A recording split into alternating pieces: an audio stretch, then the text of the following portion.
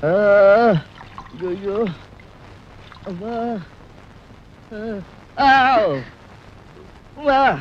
மெதுவா இங்க புரட்டி எடுத்து இங்கதான் சரியா போயிடும். அது சரி. பானு உனக்கு ஒண்ணும் ஆகலையே? எனக்கு ஒண்ணும் ஆகல. நான் தான் உங்க கண்ணில் படாம ஒரு மூலையில ஒழிஞ்சுக்கிட்டேனே. ஒரு பாவம் அறியாத நீங்க என்னால அடியும் அதையும் வாங்கினீங்க. நீங்க வேதனைப்படுறத பார்க்கும்போது என் மனசுக்கு ரொம்ப கஷ்டமா இருக்கு. நல்ல கதையா இருக்க. என் கண் முன்னாடி உன்னை ஒருத்தன் கொடுமைப்படுத்தின அதை பார்த்துக்கிட்டு சும்மா இருக்கிறதுக்கு நான் என்ன பேடி பாயலா? இன்னைக்கு உங்களுக்கு நடந்தது எதிர்பாராத ஒரு சம்பவமா இருந்தா அதை மறந்துடலாம். ஆனா அந்த கும்பல் நம்ம 2 பேரும் லவ்வர்ஸ்னு தப்பா புரிஞ்சுக்கிட்டு இருக்காங்க. அவங்களால எந்த நேரத்திலும் உங்க உயிருக்கு ஆபத்து ஏற்படலாம். எனக்கு துணையா இருக்கிறதுனால போலீஸ்காரங்க உங்க பேங்க் உத்தியோகத்துக்குள்ள வைக்கலாம். அதனால தயவு செஞ்சு சீக்கிரமா என் வீட்டை காலி பண்ணி நீங்க வேற வீட்டுக்கு போயிடுங்க. அப்படியே நான் இந்த வீட்டை விட்டு வெளியே போனாலும் அந்த ரவுடி கும்பல் உன்னை நிம்மதியா வாழ விட மாட்டாங்க. அதனால எனக்கு என்ன ஆபத்து வந்தாலும் பரவாயில்ல, நான் இந்த வீட்லயே இருக்கதான் முடிவு பண்ணிட்டேன்.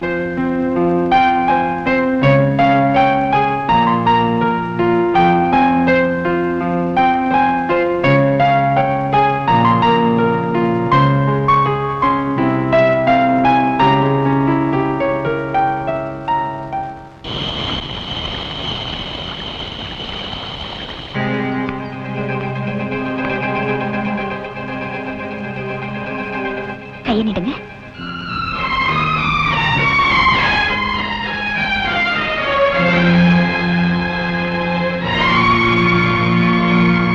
முன்பின் அறிமுகமில்லாத நீ எப்பவும் கொஞ்சம் கூட முகம் சுளிக்காம எனக்கு இவ்வளவு சேவை செய்யறேன். உன்னை எப்படி தேங்க் பண்றதுன்னு எனக்கு தெரியல.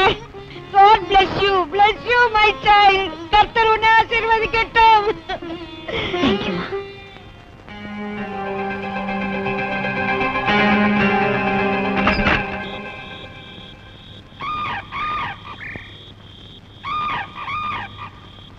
பானு,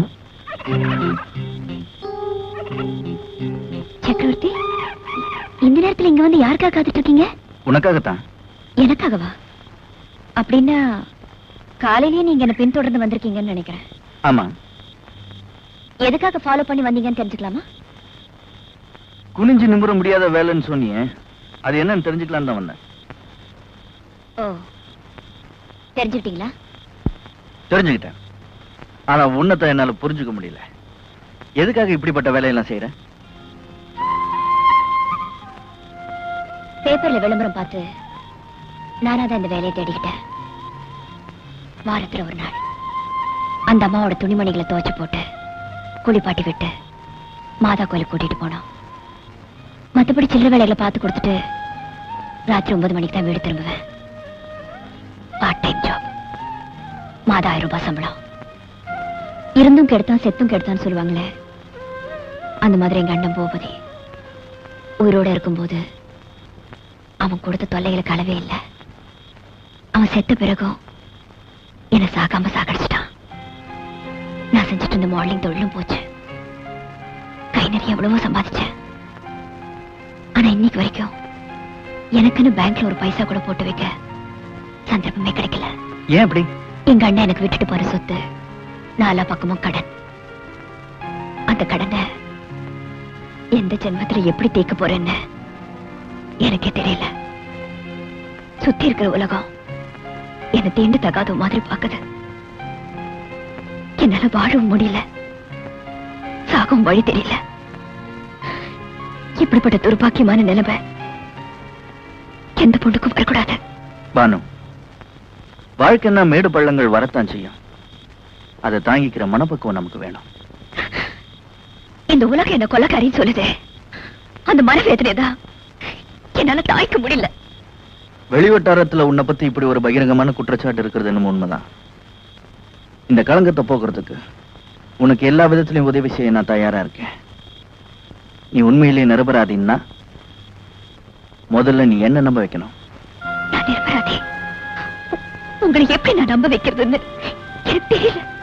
பானு, தெய்வத்துக்கு முன்னாடி நீ கற்பூரத்தை ஏத்தி பூபதி நீ கொலை பண்ணலன்னு எனக்கு சத்தியம் பண்ணி கூட. நான் நம்புறேன்.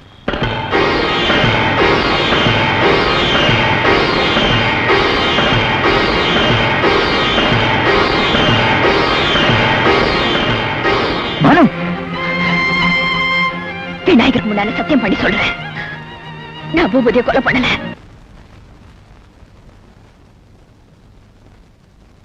பானு,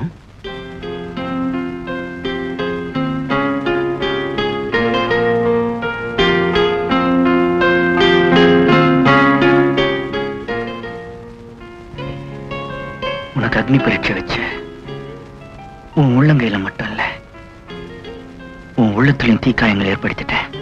உங்களை மாதிரி ஒரு நல்ல இதயத்தை என்னால நம்ப வைக்க முடிச்சதுக்கு நான் ரொம்ப சந்தோஷப்படுறேன். பானு, நீ எவ்வளவு சொன்னாலும் என் மனசு கேட்கல. ஒரு உண்மையை வரவழைக்கிறதுக்கு உனக்கு எவ்வளவு பெரிய தண்டனையை நான் கொடுத்துட்டேன். இந்த வழக்கை பொறுத்தவரை தண்டனை கொடுத்து வந்த அபராத தொகையும் கட்டணும். கையை நீட்டு தரேன். அப்படியா? எவ்வளவு தருவீங்கன்னு சொல்லுங்க, கையை நீட்டு. நீ எவ்வளவு கேட்டாலும் தரேன். கையை நீட்டு.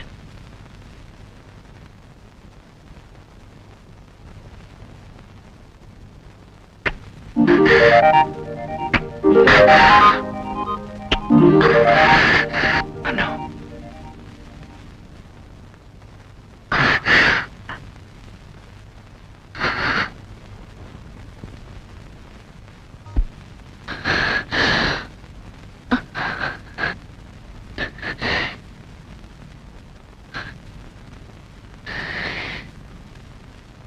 உங்க அரவணைப்புல எனக்கு ஒரு பாதுகாப்பு கிடைச்சிருக்கு.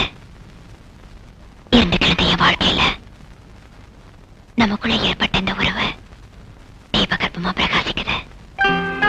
இந்த அபரை நிதியத்துல நீங்க ஏத்தி வச்ச தீபம் என்றும் நிரந்தரமா எரிஞ்சுக்கிட்டே இருக்கணும். அணைச்சிட மாட்டீங்களே? நிச்சயமா அந்த தீபத்தை அணைக்க மாட்டேன். இந்த தீபத்தை அணைக்காம விட மாட்டேன். பானு, இந்தியா டுடேல இனிமே இந்த மேரேஜ் விசேஷங்களை கவரேஜ் பண்ற ஜோலியே வேண்டாப்பா. என்னடா நீயா சலிச்சுக்கிற? பின்ன என்ன சித்தப்பா, ஒவ்வொரு கல்யாணத்திலயும் மாப்பிள்ளை பையன் மேடையில வந்து ஜாமுன்னு உட்காரும் போது அந்த கோலத்துல நான் என்னைக்கு உட்காருன்னு ஒரே ஏக்கமா இருக்கு. எட்டாத பழத்துக்கு ஏன்டா கொட்டாய் விடுற? நாய் நரிக்கெல்லாம் எட்டுது, எனக்கு மட்டும் எட்டா போயிடுமா? இந்த வா சித்தப்பா, இனிமே உன்ன மாதிரி பிரம்மச்சாரியா என்னால வாழ முடியாது. இளமை தாகம் பொங்கி வழியுது. கல்யாணம் பண்ணிட்டு குடுமையா வாழ்றதா முடிவு பண்ணிட்டேன். தயவு செஞ்சு இந்த வீட்டையும் வீடியோ கடை என் பேர் கழுதி வை. அதுல ஒரு சிக்கல் இருக்குடா. என்ன சிக்கல் சொல்லு. ஒரு வாரம் ஆனாலும் பரவாயில்ல, உட்காந்து பிரிச்சிருவோம். நானும் பிரம்மச்சரியத்தை கைவிட்டேன்டா. என்னது? கல்யாணம் பண்ணிக்க போறேன். எது? என்ன கட்டிக்க போற பொண்ணுக்கு என் சொத்து பூரா எழுதி வைக்கிறதா முடிவு பண்ணிட்டேன். எது? வெத்தலை பாக்கு மாத்தியாச்சே. சித்தப்பா, இந்த அதிரடி செய்தி என்னால தாங்கிக்க முடியல. உன் சொத்துக்கு எனக்கு போட்டியா போட்டு அந்த பொண்ணு யாரு? அவ அட்ரஸ் கொடு, உண்டு இல்லன்னு பார்த்து வந்துடுறேன். நீ எங்கேயும் போக வேணாம், உன் வருங்கால சித்தி இங்கேயே இருக்கிறா. கூப்பிடுறேன் பாரு. மாமா, மணப்பெண்ண அழைச்சிட்டு வாங்க. வந்துட்டேன் மாப்பிள. ஐயோ சித்தப்பா, இவனா உன் மனைவி? ஏண்டா அலற? இவதான் என் வருங்கால மனைவி. துப்பு கட்ட சித்தப்பா, இவ யார் தெரியுமா? என் காதலி. அதெல்லாம் பழைய கதைடா. இப்ப போய் உன் சித்தி காலில் விழுந்து ஆசீர்வாதம் வாங்கிக்க. என்ன இந்தியா டுடே இவ்வளவு கெட்டு போச்சு? ஏண்டி கட்டி புடிச்சு பாட்டு பாடி எனக்கு நீ உனக்கு நான் முடிவானதுக்கு அப்புறம் இது என்னடி உடல் துரோகம்? வீடு வாசலை பத்தி உங்க சித்தப்பா கிட்ட பேசுறேன்னு சொல்லி நீங்க என்ன ஏமாத்திட்டே வந்தீங்க. இப்போ வீடு கடையோட உங்க சித்தப்பாவை எனக்கு அடிச்சிட்டாரு. Double happy. அதைய பாரு, மழையில் நனைஞ்ச குருவி மாதிரி. ஏண்டா வயசான ஆளுக்கு இந்த பொண்ணை கட்டி வைக்கிறேன்னு சொல்றீங்க, இது நியாயமாடா? வயசானாலும் அவர் வாழ்க்கையில சுத்தம் இருக்குது. என் மாப்பிள்ள ரொம்ப தங்கமான ஆளு. கை நீட்டி பேசுறீ? ஏய் போஸ்ட், உன்னை விட இவருக்கு 10 வயசு கூடடா. அதனால என்ன? மறுபடியும் கை நீட்டி பேசுறேன். என் மாப்பிளைக்கு சொத்து சுகம் நிறைய இருக்குது, விட்டுட முடியுமா? மாமா, ஏமா முதல்ல உங்க மகனை எங்கேயாவது கொண்டு போய் தனியா வச்சிருங்க. இல்ல மூல முடுக்குல நின்னு என் மனசு தொலைக்க முயற்சி பண்ணுவாரு. நீ கவலையே படாத. நம்ம கல்யாணம் முடிஞ்ச உடனே பொட்டி படுக்கைய கொடுத்து வீடியோ கடைக்கு அனுப்பிச்சிடுறேன். ஏய் கிளசத்தப்பா, உன் நாடி நரம்பெல்லாம் சக்கரை அரிச்சிருச்சு. இந்த நிலைமையில ஒரு கல்யாணமா? அத பத்தி நீ கவலைப்படாதடா தம்பி. கூடிய சீக்கிரம் மலையாள தேசத்துக்கு போய் நாட்டு மருந்த சாப்பிட்டு நான் இழந்த இளமையெல்லாம் திருப்பி அள்ளிக்கிட்டு வர போறேன். அடுத்த மாசம் ஆவணி எண்ணி 10வது மாசத்துல உனக்கு ஒரு தம்பி பாப்பா, எனக்கு ஒரு வாரிசு பிறக்க போறான். கிழவ முதலிரவு முடிச்சிட்டு தான் பாக்குறதுலயே மாத்திருக்கான்.